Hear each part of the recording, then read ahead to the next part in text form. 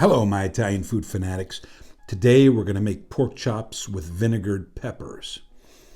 It is going to be awesome. But before we get in there, I want to make this quick. Please hit the thumbs up button, subscribe, bing, ring that bell, and share. Leave a comment down below. Let me know what you think. I've gone and gotten some pork chops today that are special. They're about 1.5 inches thick. I had them custom cut for me. And the reason for that is because I want to keep them very juicy on the inside so they don't get overcooked. And you'll know what I mean in a little while. We're going to brine them, and then we're going to brown them off, hold them to the side, and then we're going to cook our onions, our garlic, our peppers, a little bit of anchovy in there, a little bit of vinegar from the vinegared peppers. Some of these vinegared peppers that are hot and also sweet are going to go in there, a little bit of rosemary, and we're going to finish the sauce off with a little bit of butter. Listen, this is an awesome recipe. It's an American-Italian recipe, but it's a classic here in America. I want you to try it. The key thing is you need to buy very thick pork chops. It's worth getting them custom cut. Anyway, without further ado, let's get into the kitchen and let me show you how to make this. Oh boy, you are gonna love it. See you on the other side. All right, let's get started. First things first, we have to actually brine our pork chops. And that brine is going to consist of about 6 cups of water, some sugar, and some salt. 3 tablespoons of regular white salt, table salt, nothing special. And also 3 tablespoons of sugar. Granulated sugar, again, nothing special. We'll give this a mix and let it dissolve into the water. And when that is done, we will add our pork chops. These are 1.5-inch pork chops that I had cut specifically for me. You can have it done too if you have a good relationship with your butcher. And all they do is they cut them on a saw. It's very easy for them. It's not a problem. So it's not as if they have to pull out any special equipment. They're used to doing this stuff. And if you tell them you want 1.5 inches, they know what they're doing. So these will go right in here, and they'll brine for about an hour. Because they're very thick, we're going to have to keep them in there for quite some time. I'm going to put a plate on top of this so they'll be submerged. But other than that, when the plate goes on, that's what we'll get. And we'll be back in about an hour. In the meantime, we'll get everything else that we need together to make our dish. All right, let's get started with our mise en place, or essentially the things that we need to complete the dish. We're going to dredge the pork chops in flour, and then we're going to brown them off. So we'll need a little bit of flour, obviously, for that. We're going to need some olive oil. Of course, you know that's extra virgin, 100% California olive oil. Some chicken stock. We'll need an onion. We're going to be using some anchovies. We'll finish the sauce with some butter. We have a little bit of red wine vinegar along with the vinegar that these peppers were in. Whoops. So these are hot peppers. I bought them sliced on purpose because I've also purchased the sweet peppers, and I've kept these. I bought these whole, so you can know that there's 2 different ones and that I'm not joshing you or anything like that. So these are the sweet ones. The other ones are our hot ones. And what I'm going to do is I'm going to de-seed both and also take off the tops here and take those seeds out. It's a little bit tedious, but it's worth it. I'd rather not have the seeds in the final product. I don't think that it looks good. We're also going to use a couple of red bell peppers. I prefer using red bell peppers to using green bell peppers for most application, unless we want to have a color contrast In that case, we use green. But green do have a specific flavor that red do not have. However, when you're frying, I particularly like the flavor of the red bell peppers over any other color. Red and then green and then the orange and yellow, I really don't use that much unless I have to have a plethora of color. So I have a little bit of rosemary and also some garlic. That's everything that we need. I'm going to slice up the onion. We're going to cut the onion down the center and then slice it from pole to pole so that they're long and that they also hold up in the cooking process. We don't want them to break down and become mush and become nothing. So let me take care of all of this stuff and we will come back. All right, so there we go. All of our mise en place is ready. We have our hot peppers that have been de-seeded and the stems taken out. The sweet ones, of course, the same thing. And I've only cut those in half. I'm going to leave them like that. I kind of like the idea of mixing the two, but keeping each one separate so we can tell that's the sweet and the sliced ones are the hot.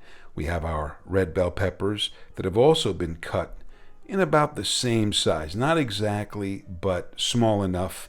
The onions will break down more than the peppers, and so, but you can see how I've cut them. They're reasonably thick.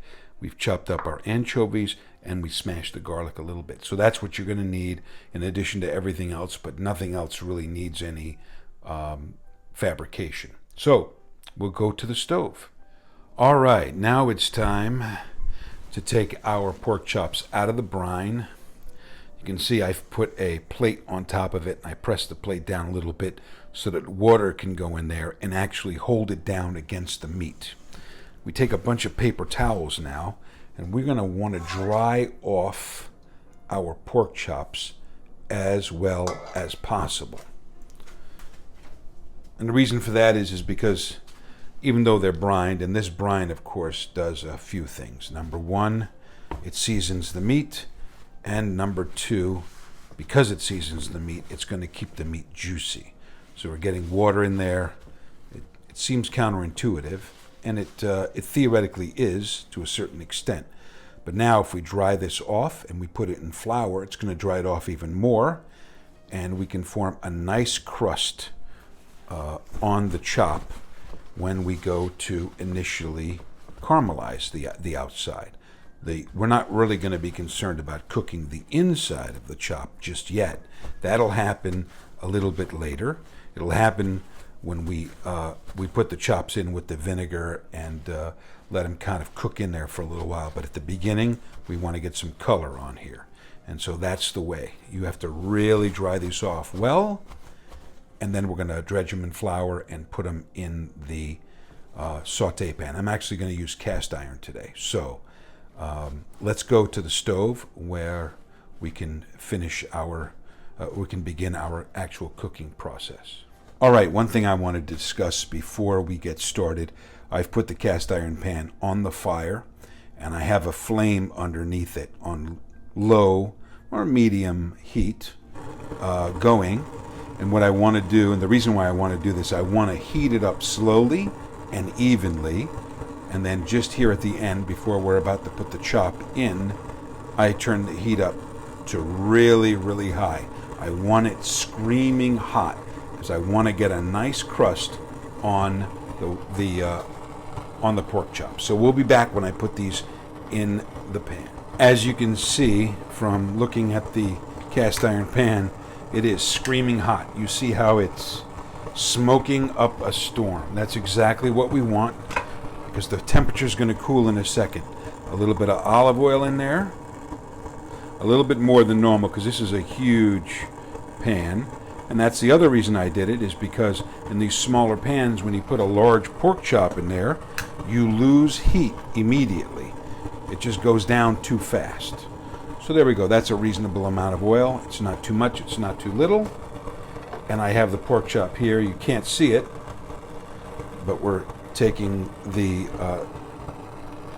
excess flour is coming off of it, and we're going to put it in away from us. Okay? And now if you really want to get a good sear on all of the pork, you need to press down on it. I don't suggest this if you don't feel comfortable doing this. I do, so that's not a problem. But if you press down, the entire surface area of the chop will come into contact with the pan that of course is screaming hot and will give you a better sear. If you're scared of getting burned, this is not for you. Alright, I'll come back when we turn this thing over. The key is don't move it, don't touch it. I mean, don't touch it as in don't move it around, but you can touch it by pressing it down. I'll be back. Okay, our pork chop should be nice and caramelized. Look at that. That's beautiful. So what we'll do is we'll leave this on the other side for just a little while. We'll take it out and we'll do the same thing with the second chop. And I'll be back when that's all done and to make the sauce. All right, we're done browning the pork chops. So now I've wiped out the pan. I'm going to use the same pan. I've turned the heat off actually for a little while because it was way too hot. I'm now going to take it to a medium heat and we are going to add a little bit of olive oil. And we'll add in our onions. So onions always go first. I'm going to cook those a little bit along with our anchovies. Anchovies and onions work very well together. We're going to do that until the onions kind of caramelize a little bit and also that the anchovies kind of melt into the oil.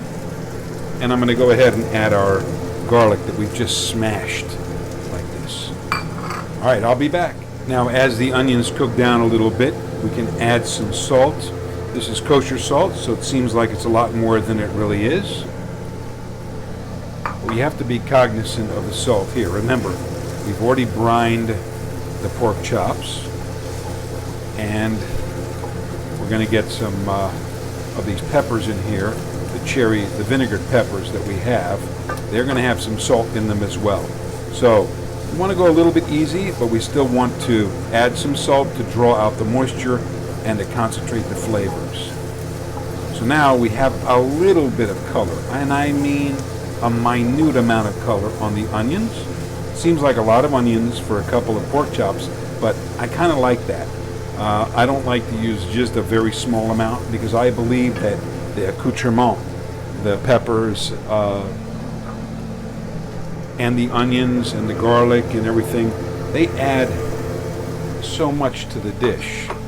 They're just as fun and pleasurable to eat as the meat as well.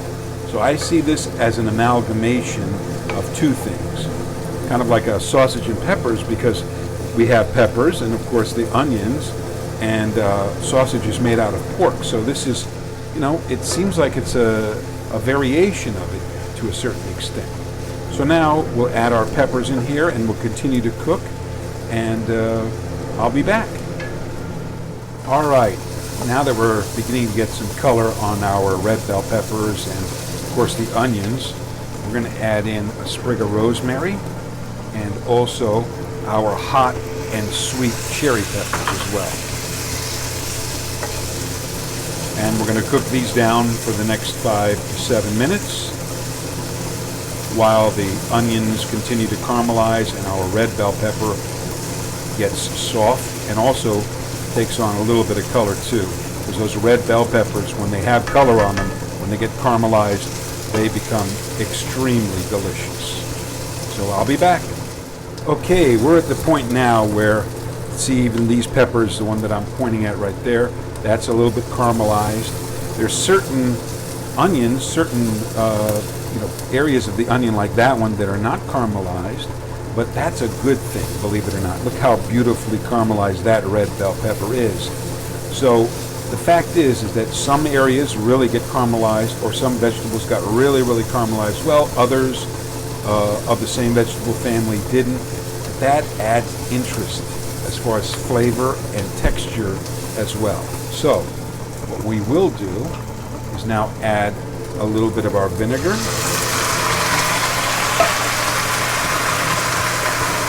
and also our chicken stock. And we're going to bring that to a boil. It's literally almost there. And then we're going to turn down the heat. Give it a couple of more seconds here so that the center starts to get hot. And we're going to nestle in our pork chops. Let me show you what we have here with regard to the pork chops. If you'll notice, this area of the pork chop, the center part, is still not cooked. You can see how it's cooked here and obviously here, but that's still raw in the center. So what we're going to do is we're going to turn down the heat, and we're going to nestle in these pork chops just like this. And we're going to cover and let them finish cooking. You want the heat on very, very low because you don't want these to overcook. So now let me put a cover on it. And in about 10 minutes, we'll come back. All right, we're back. How sweet it is. So you'd notice that the pork is now cooked through. And I'm going to put them off to the side right here. And we're going to tent them with some foil. We're going to turn up the heat here. And we're going to reduce this sauce down a little bit.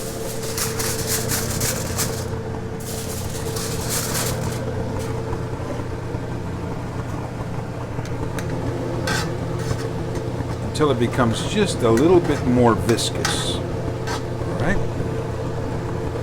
And then we're going to add in a little bit of butter and finish off the sauce. We can now take our rosemary sprig out of there. That's done its job.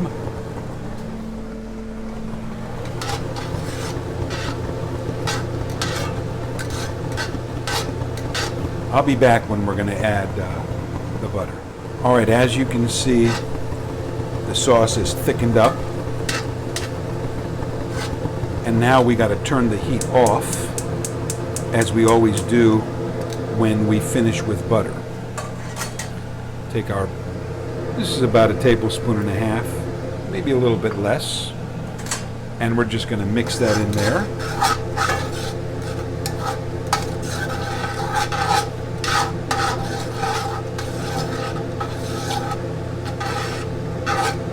And that's going to add a richness. But because there's a lot of this sauce and a lot of vegetables, it's not really going to add that much richness to it. But it will add enough where it will be not noticeable, but there'll be something really delicious about it. And that's, in my opinion, one of the secrets of cooking, is that je ne sais quoi, that unknown quantity. When you're eating something, you're like, what is that? It's so good, but I can't put my, my taste buds on it, my palate on it. So there we go. Now, we'll take any accumulated juices that are here. All right. Now, I don't suggest you do that unless your hands are used to a lot of heat, and mine are, so I don't really have a problem with that.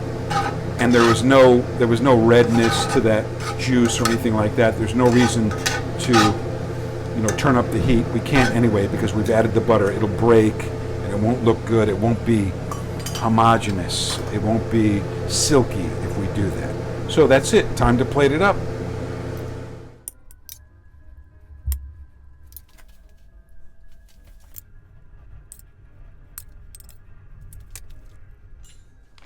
Hello, my Italian food fanatics. Well, you saw me dish it up at the beginning of the video, and here it is. How sweet it is. Pork chops with vinegared peppers. Now it's time to see if it's any good. Now, I got to tell you, I did get, as I mentioned at the beginning of the video, these are specially cut for me. And I want you to see something here, is that these are just perfectly done on the inside. I don't know if you can see with the video, but it is just past pink. Now, a lot of people are used to eating pork well done, and that is not, that's very, very common. Why? Because back in the day, in the early part of the 1900s and even up through the 80s, there was a risk of getting what's called trichinosis from pork. And so for that reason, like chicken is cooked to 165 degrees, or so they say you should cook it to 165 degrees, pork also had to be cooked past 145, 150 in order to be considered safe to eat, meaning there was no pink in there, it was just white. Remember, they called pork the other white meat. However, today, modernly, if we can say modernly, because it was just a few years ago, there is really no risk of getting trichinosis. And so consequently, you can eat pork medium rare. So there really is no fear about having pork just a little bit underdone and pink, like I have here. It's just beginning to lose its pink, or just beginning to turn white. So it's perfectly cooked, believe it or not. So let's see how juicy it is.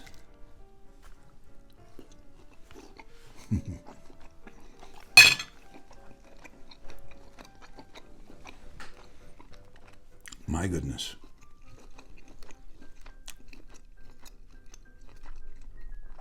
That brine perfectly seasons the pork chop.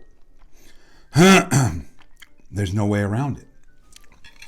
It's so juicy. It's so nice. Remember, you got to get those thick pork chops. It's worth it to have the butcher tell them you want 1.5-inch chops, and they can do it. Tell them you'll come back. You don't have to stand there while they do it, but tell them, look, I'll be back, day or two from now, and I'd like these chops set aside for me.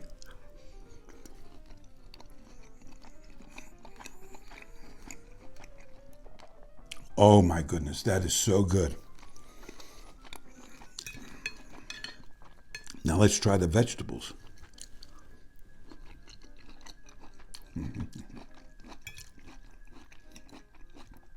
Tell you what, it doesn't get better than this. This is a real American Italian. It's Italian or Southern Italian by virtue of all the vegetables that I've put in it. And of course, it's very American because that chop, I mean, you're not going to find a chop like that outside of America. You may, but it'll cost you a lot of money. You're not going to find that at a restaurant. This is the only way to do it is at home.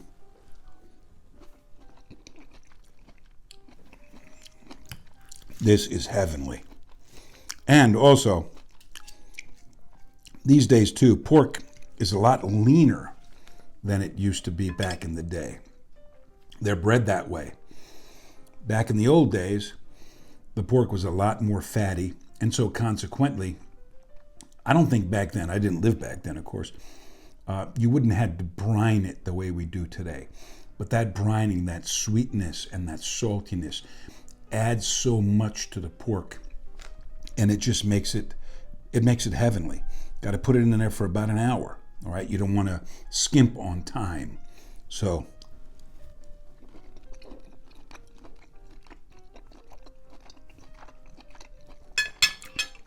run to your butcher shop and buy these things.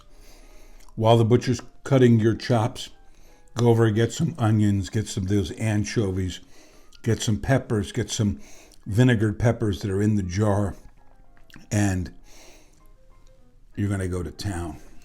Anyway, please hit the thumbs up button. It should all be right here. Hit the subscribe, and then hit that bell. Share, leave a comment down below. Tell me what you thought of the video. I'm going to continue eating this. Thanks for your time. I really appreciate it. Wherever you are in the world, have a great day. And I'll see you in the next video. Bye.